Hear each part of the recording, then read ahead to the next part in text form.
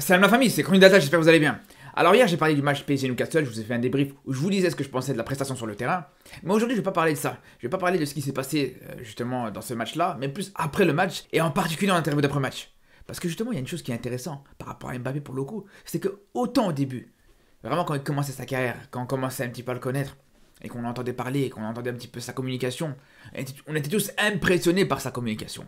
Il avait une manière de parler, il choisissait toujours les bons mots, les mots justes, etc. C'était quasiment parfait à chaque fois. Et c'est ce qui faisait que nous, qui ne sommes pas forcément supporters du PSG, on appréciait beaucoup ce joueur. On l'aimait beaucoup, on avait beaucoup de sympathie pour lui. Parce qu'il communiquait de manière très bien, très propre, etc. Qui respectait un petit peu tout le monde. Mais là, depuis quelques temps, c'est plus le cas. Et d'ailleurs, ça fait même très longtemps que c'est plus le cas. Ça fait bien longtemps que la communication d'Mbappé, pour moi, elle est catastrophique. Ça a commencé, vous savez quand? Ça a commencé à l'époque du trophée de l'UNFP. Là où il avait pris la parole pour dire qu'il voulait plus de responsabilités, si c'était pas au PSG, ça allait être ailleurs. Le mec qui t'a sorti une pique comme ça devant tout le monde à l'encontre de son club alors qu'il venait de recevoir un trophée. Et après ça, les histoires autour d'Mbappé, elles se sont enchaînées. À chaque fois des erreurs de communication, à chaque fois des communications qui n'étaient pas forcément respectueuses vis-à-vis de l'adversaire, vis-à-vis de ses coéquipiers, parfois vis-à-vis de son club. Ces histoires de prolongation, pas de prolongation, le fait qu'il s'était apparemment engagé avec le Real et que pour finir il s'est rétracté, le fait qu'il n'est pas clair sur son avenir à chaque saison, chaque été plutôt, il y a le feuilleton Mbappé. Bref, tout ça peut dire qu'aujourd'hui, on est très très loin du Mbappé avec sa communication soignée, qui faisait pas de vagues, etc. On en est même très loin et on l'a encore vu hier. Donc Mbappé, il a dit que pour lui, cette équipe de Newcastle, elle a absolument rien. Mais honnêtement, t'as pas honte, sérieusement. Commence par redescendre. Redescends un petit peu. Dégonfle-moi ce melon qui te sert de crâne. Tu veux qu'on te considère comme un grand joueur? Commence déjà par te comporter comme un grand homme. Parce que de là à dire qu'une équipe elle a absolument rien, alors qu'elle t'a tapé comme un match aller, comme un match retour, sur les deux matchs, on t'a absolument pas vu, alors là franchement c'est culotté. Quand t'auras mis un doublé, quand t'auras mis toutes les occasions que t'as eues au match aller comme au match retour, là à ce moment-là on pourra venir discuter. À ce moment-là tu pourrais te permettre de faire le grand en interview. Mais là, espèce de tête de noisette, t'as été mauvais. T'as été mauvais sur les deux matchs. T'as raté plein d'occasions. Et parce que t'as mis un penalty à la dernière minute, tu te permets de fanfaronner. Mais c'est quand même extraordinaire ça. C'est quand même fou. Parce qu'au bout d'un moment, avant de manquer de respect à tes adversaires, commence déjà par te remettre en question. Commence déjà par faire ton autocritique. Commence déjà par revoir un petit peu ce que t'as fait sur ce match retour. Et même sur le match aller. Parce qu'à un moment donné, s'il y en a bien un qui a rien proposé, c'est toi. C'est pas Newcastle. Newcastle, ils ont joué avec leurs armes. Au match aller comme au match retour. Au match aller, soit une leçon tactique, soit toi ou ton équipe. Et au match retour, ils jouaient à l'extérieur, ils avaient juste un résultat à conserver au début du match. Et ça a failli marcher pour le coup. Mais comme je te dis, le seul qui a rien proposé, c'est toi. Parce qu'au bout d'un moment, quand on voit que t'as un face-à-face avec le gardien adverse, que t'es dans le petit rectangle, et que on sait pas si t'essayes de faire une talonnade, ou si t'essayes de faire une magère, si t'essayes de faire de la capoeira, ou on sait pas ce que t'as essayé de faire, remets-toi déjà en question. Parce qu'à un moment donné, quand on voit ça, on a plus l'impression que tu fais une danse Fortnite que t'essayes de marquer un but. Faut dire la vérité. Et pareil en deuxième mi-temps avec ta retournée, que t'as rien retourné du tout. La vérité, franchement, c'est la première fois que je vois ça.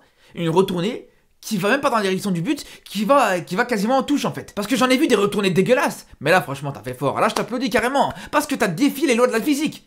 C'était tellement mauvais que ça a pris une trajectoire improbable. Mais bon, d'accord, tranquille, c'est Newcastle qui a rien et qui a absolument rien proposé. D'accord. Mais en attendant, faut quand même dire que Haaland, sur son premier match contre Newcastle, il marque un but déjà. Ça, c'est une première chose. Et en plus de ça, je vous dis, ça me fait rire de voir qu'Mbappé critique Newcastle. Il critique le jeu de cette équipe, il critique la qualité de cette équipe, etc. Alors que moi, je sais très bien que tu le mets en première ligue.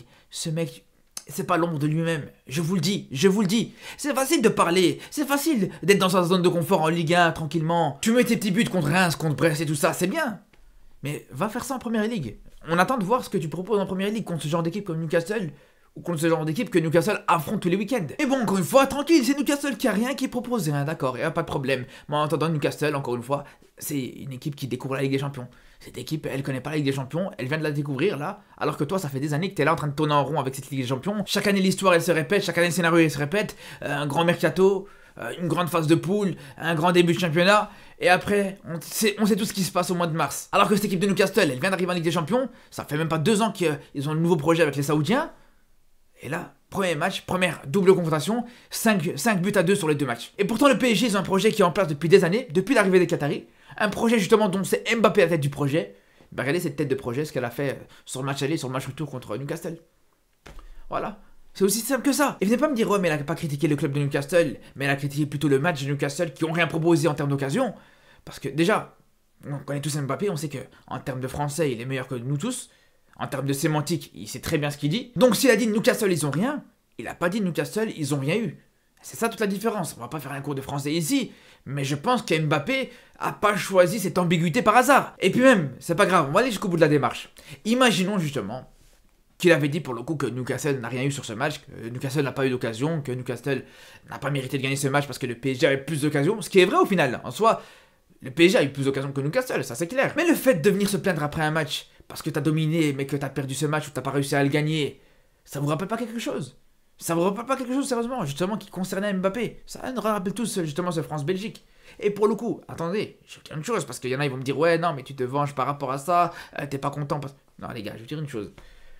Après ce match France-Belgique, j'étais le premier à dire, pour moi, que toutes les déclarations de Courtois, quand il disait que la France n'a pas mérité de gagner, que la Belgique a dominé sur ce match, que la Belgique avait la possession et tout ça, j'étais le premier à contredire tout ça. J'étais le premier à être totalement contre ce genre de déclaration.